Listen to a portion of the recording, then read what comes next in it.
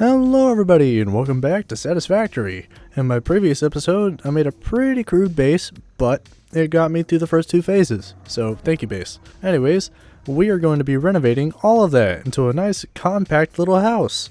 Now this video isn't as much about progression as the last one, but more so just the build process that I used to make this building. But anyways, I hope you'll enjoy the video. Okay, we need to unlock quite a few things before we can start building that new base. First thing I'm going to do is oil processing. It gives us access to plastic, which means we can make coated concrete floors. We're also going to go ahead and get the dimensional depot. This is one of the most useful things in the game, and pretty much uploads items directly to your inventory, so that way you don't have to constantly grab items and hope that you don't run out when you're building. With those unlocked, I'm going to go make a quick little oil processing field to make plastic and upload it to a dimensional depot at the little factory I make. All I have to do is run power to it real quick. Really, the only two things I need before I can build are plastic and glass.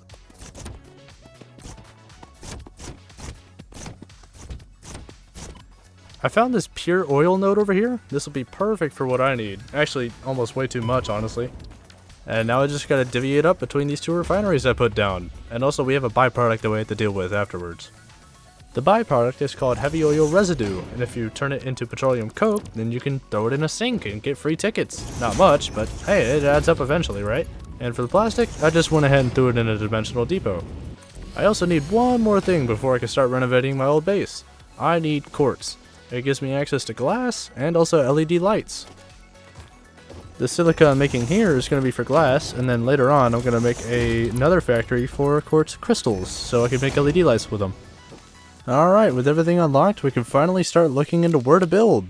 I found this neat little spot right next to where I previously built.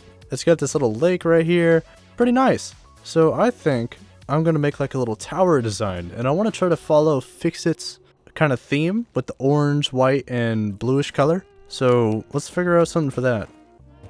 Okay, first thing I want to do is kind of figure out a shape. I feel like the shape of the foundation is going to kind of send me where I need to be.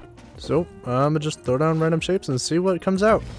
Alright, I've kind of got the size that I want. I don't want it any bigger than this, but I don't want it to be square. So, what I'm going to do at the edges is I'm going to have them tilt in slightly towards each other. I don't know how to describe it other than like kind of an H shape. Okay, I've got the basic shape down. I think this is really good for the shape of the building. Yeah. Now I just need to figure out how I'm going to do these walls.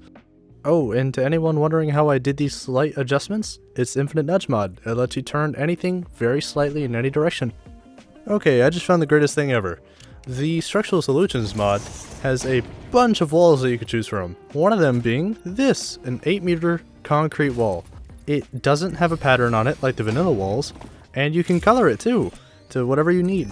This is perfect. And with this little corner piece down, we are done lining the building. We now have the outside perimeter done. Now I need to just start thinking vertically. I need to figure out how I'm going to design the wall and how many floors I'm going to have. Okay, I had this cool idea that I can have like a slanted window that starts from the bottom all the way down here. And as it goes higher, it has less window per floor, if that makes sense. It'll make more sense once I actually show you it. So pretty much the bottom floor is going to start like this, and every floor that goes up, it'll have less and less and less, and it's just going to stop at the top. To give the building just a little bit of depth on the outside, I added this cool little stripe that follows the angle of the window that's rising up. Here's how the first floor design looks so far. And as we go up, each floor is going to be pretty similar, just the window's going to be smaller, and that's about it. Now for the second floor. I have some plans for this floor specifically. I want to add some unique details on the outside of the building that make this pop just a little bit more. So in lore, we are working for the Ficsit company. So I plan on making this like a little Ficsit headquarters. I'm gonna have a giant sign on the front of the building that says Ficsit, and I think it'll look really good. Small change of plans. I had to partially make the third floor so that way I can kind of line up and see where that sign is going to land at, because I don't want it too high up. I just want it to be somewhere in the center of these two floors. Okay, here's how I'm going to make that little sign. The Structural Solutions mod gives you a lot of variety when it comes to the concrete walls and ramps that it offers. So I'm going to use these little corner pieces and make kind of a rectangle shape with beveled edges. I even rotated a 4-meter wall to match the angle of the corner, because the sign does follow the corner a little bit. Now just imagine the word "ficsit" plastered there in neon lights. So in the Structural Solutions mod, they offer a emissive beam, which is very useful if you want to make letters like this. Now, it's going to look very crude for a minute. I promise I make it look a lot better later on. But for now, this is how I'm making the sign. And one more time, yes, I do go back and pretty this up, I promise. Also, a quick detail change. I added these cool little painted beams on each floor to segment the walls. And I think it adds a bit of depth. It makes it look like it's not just one solid wall. And same thing on the top floor, the last one. I added a huge window there to make sure I didn't have a giant white canvas there. I didn't want to have a bunch of plain wall to work with. If you ask me, the easiest detail you could do is adding windows. Like, if you have a giant plain wall, just make it a window. And with putting this little stripe up to the roof, we finally have every single floor done. Last thing is just building a roof and adding some details on the top of the roof. This should be pretty easy. Okay, for a simple roof design, I used a flat colored concrete and then I put a orange rim around the top to match that stripe. I think it looks pretty good.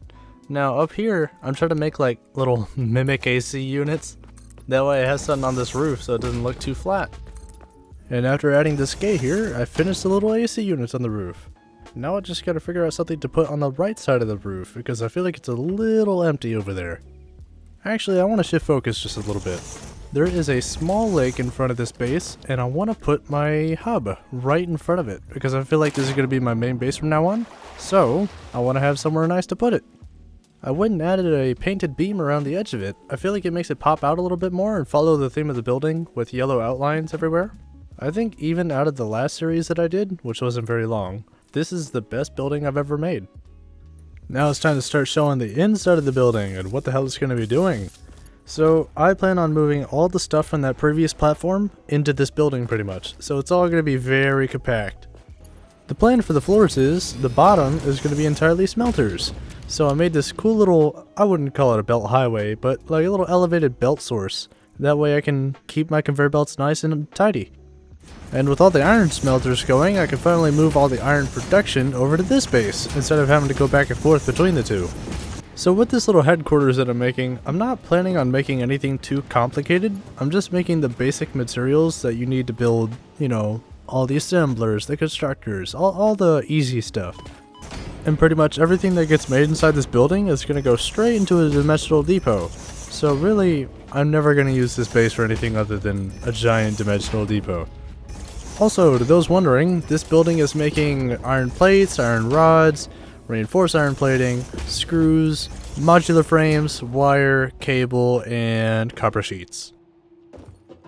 I kind of just want to go ahead and show you all the finished product.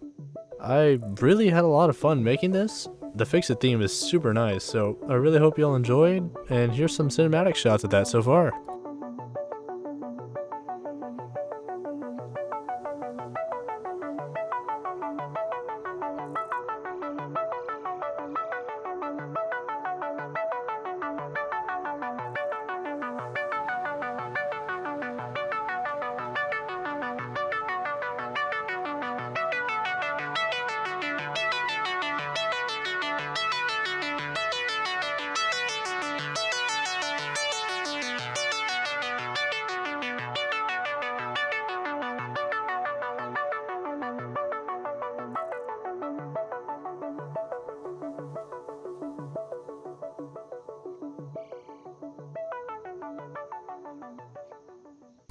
Alright, time for a little factory tour.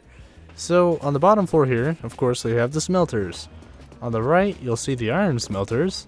And on the left, we have the copper. As you can see, I've got all the iron in here. If you see no power, it's because I have no power. I need to upgrade my power. In the next episode, we're probably going to be working on that. Over here in the back, we have all the material input. This is all brought in by conveyor belt on the little conveyor belt high-rise that I made. It's all just being brought in from where the old base was. On the second floor here, we're making all the basic iron materials. We have iron sheets, iron rods, and screws. Pretty much I've just split the iron evenly between all three of these. I tried to not specialize one item in this factory. Everything's making just about the same amount of throughput. Coming up to the third floor, we have the assemblers. Up here is where we make slightly more advanced items. We're making modular frames and reinforced plating. And remember, everything in this factory is just so I could build basic factories, because I don't want to sit there and craft all these materials by hand. Eventually I need to make a motor factory, a rotor, stator, all of that, all the jazz. And on the final 4th floor, we have copper stuff. I'm making copper sheets and copper wire up here, as well as making concrete. This was arguably the easiest floor to do. I didn't have to make as much as the iron. I feel like copper in this game is a lot less used than it is as iron. Maybe that's just early game though. But with all that shown, that's pretty much the end of the video today. I'm sorry it's super short. All I really had to showcase was this building. I've been a little busy lately. But next week, I think I'm going to be working on oil power. I want to get a nice oil facility over here done, as well as getting some fluid trains, bringing them in. So if you enjoyed the video, consider subscribing, leave a like and a comment. I read all the comments. And I'll see you on the next one. Thanks for watching.